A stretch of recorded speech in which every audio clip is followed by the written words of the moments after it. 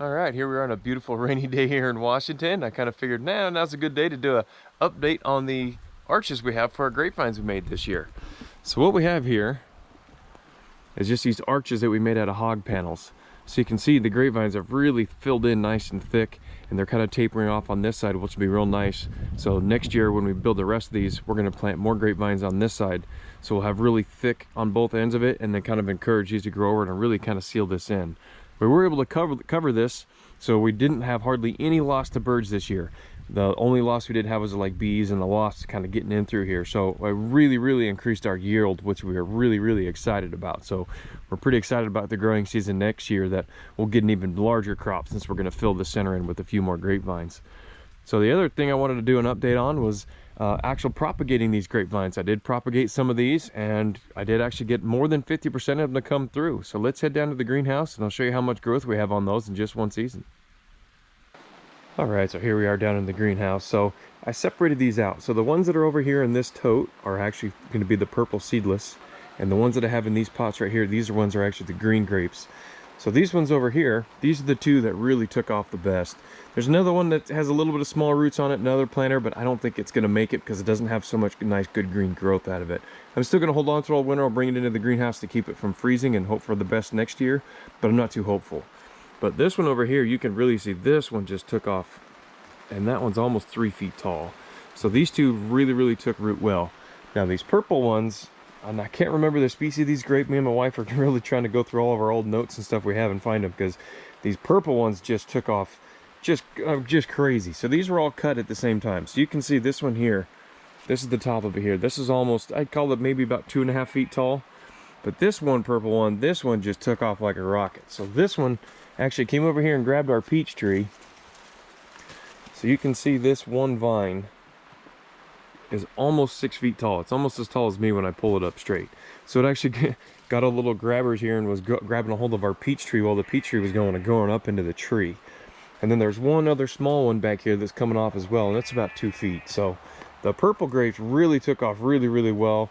A couple of the green ones still did work out pretty well, so we'll be able to add those to our grapevines. We're pretty happy about that. So this winter we'll come through and I'm going to bring them all in here. We'll close up the greenhouse and try to keep them all from freezing so we can bring them up again next year. Now, because this one purple one did take off so well, more than likely when I trim this and get ready to plant it next year, I'm going to take a couple more trimmings off of it because I know that it grows so well. So then I can grow a couple more grapevines to add again even further on into the orchard again the year after that. So we're kind of at the end of the growing season here, so there's a couple other things that are coming in the winter I'm getting ready to do. So what we've actually got here, I've been really trying to propagate a lot of trees around our property. And we do have some pine trees that gave us these huge pine cones this year.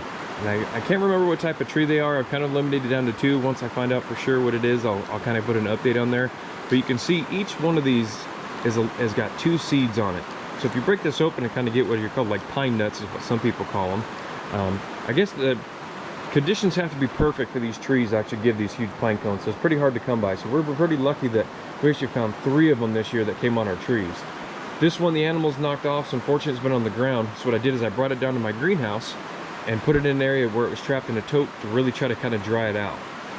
The one that was left on the tree, I've been monitoring it every week, going out and watching it. Well, the other day it finally dried out enough that it blew all the seeds out.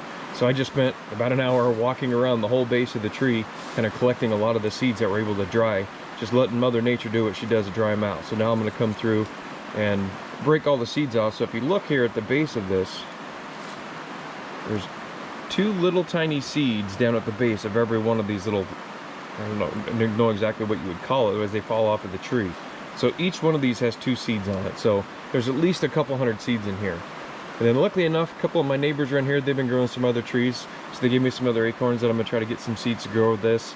I can't remember what type of tree that one is off of, but the one that I'm really excited about is this one right here. We were able to find somebody that has a giant sequoia that actually dropped a couple of nice little green pine cones this year. So I was able to dry one of those out and get all these seeds. So there's probably 60 or 70 giant sequoia seeds here that I'm really excited about trying to get these to propagate as well.